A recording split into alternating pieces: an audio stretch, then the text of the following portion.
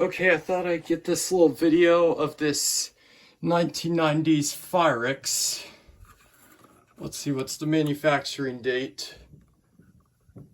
1997, I believe. Yep, 97.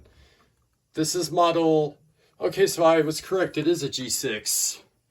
So I don't know which breaker does this, but I was given permission to test this before I remove it. I got a little stick here I'll demonstrate.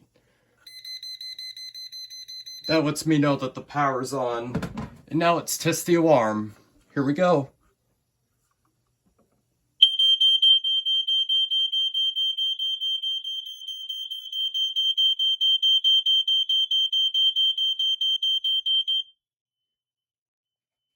Oh, the others did activate.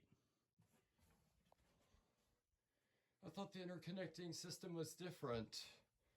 Alrighty, well, just thought I'd show you guys. That's it.